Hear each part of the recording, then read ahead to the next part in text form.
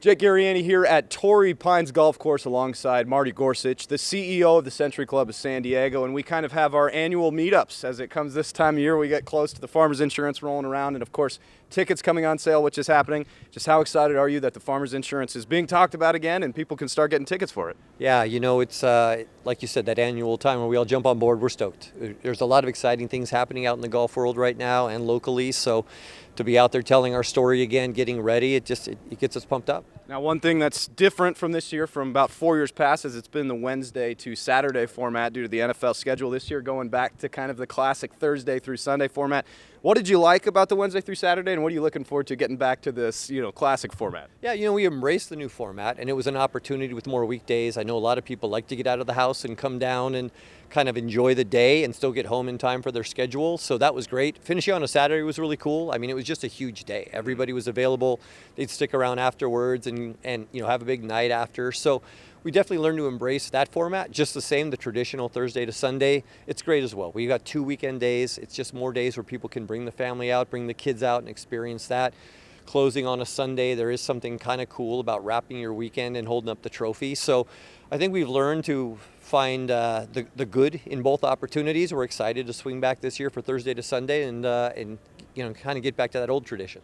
And a lot of the reason you guys went Wednesday to Saturday was due to the NFL schedule, and the NFL is kind of making another impact on the PGA Tour. New sheriff in town, Jay Monahan, kind of moving aside, and now there is a new CEO of the PGA Tour. Fill the people in on what this is going to be like. Well, it's still unfolding with Brian Rolap. He's been in the chair for about a month, but we had an opportunity in Atlanta a couple weeks ago to meet him. I just love everything he's saying. He came from building up the NFL. He was there a long time, and it's so much about the viewers' experience, the fans' experience, and he's asking all these questions about how can we make it better for the fans. He talked about how football has 250,000 participants nationally, where golf's got millions. And he's saying those are people who enjoy the sport, like to participate. How do we bring it to them in a way that is engaging and is fun, both on-site and on television? So I love that he's thinking very much down that road, as well as thinking about the golf side, the competition, and what's important there as well. It's interesting, too, because golf is such a classic sport with such heavy traditions, and now you kind of have somebody thinking outside the box. How much are you looking forward to maybe not necessarily huge change, but a little bit of a different thought process coming into the PGA Tour? At these meetings, there was a lot of talk about what baseball went through a few years ago, where they were going to make some changes or at least talk about things that seemed so crazy. And now that they're in place, we look at them and go, I love everything that happened. That's really what he's bringing in the mindset now to golf, is saying, let's have a discussion. Everything's on the table. It doesn't mean it's going to change, but let's talk about it. Let's understand why we do it and what would happen if we change it. Pace of play or a shot clock for players, using things like rangefinders, or maybe even walk and talk interviews, or letting somebody send out a tweet from the tee. I mean, those are things that have been a little bit taboo, but why not? Let's talk about it. It's funny, as a guy that hated the pitch clock when the idea was thrown out there, I'm in love with it now. So yes, change isn't always a bad thing necessarily. Where can people go to start getting their tickets for the Farmers Insurance Open? And this is year 17 with the Farmers Insurance Open. How excited are you guys to partner with them as well? Well, first of all, working backwards, Farmers is a great partner, and they've really leaned into our community. They leaned into the event. They're always thinking fan forward, which is great for us. It's easy to have the golf side, and we know Torrey's going to deliver, but it's great to have Farmers that are saying, let's make sure there's other things for the guests to do, and always seeing how we raise that bar.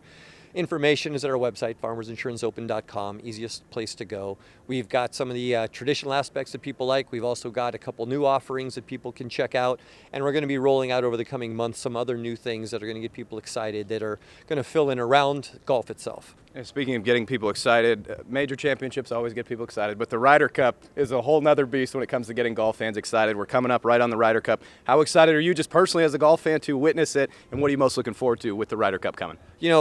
I love the Ryder Cup on a couple levels. Yes, from the golf standpoint, but when you get into Olympics or World Cup, all these things that are exciting, it's because you kind of get that America flag and you wrap it around yourself too. I've been to a Ryder Cup, and after feeling that energy, and when you watch it, you kind of get the Euros versus America. You hear the songs they're singing. If you haven't watched it, you got to watch it. Like, it's really cool, and it's about so much more than golf. But I'm excited. I mean, first of all, just that it comes around every other year and you have to wait for it. Great American team, great Euros. We've seen players from both sides play our event annually, so you're going to see a lot of different guys show up. We know, and you'll get to see here later on, but I'm stoked to tune in. And if San Diegans need a reason to tune in, there's a San Diego State Aztec playing in the Ryder Cup. J.J. Spahn, who won the U.S. Open this year, kind of burst onto the scene after, kind of fighting along the tour for a long time. What do you know about J.J.? How excited are you to watch him on that Ryder Cup team? I mean, first off, he's a great person. Yeah. You love a little bit of an underdog or a recovery story, and he had to kind of battle for a while and find his way, and then he got a big win this year, and it just gave him confidence, and it just fueled him to have more and more success, and now he's out there getting picked on the Ryder Cup team representing our country. So you have to get behind that, and then if you look into his background, being a San Diegan, somebody we can connect to, and just having a great attitude like he does, you can't help but root for him. Absolutely. The Aztecs represented all over now between him and Xander and all that. Anything I left out, Marty, about the Farmers or Ryder Cup that you wanted to touch on before I let you go? No, I mean, I think you've hit all the keys, right? We know we're a great San Diego event. We know we're lucky to have the PGA Tour in town. And I always say to people, if you haven't been, come check us out.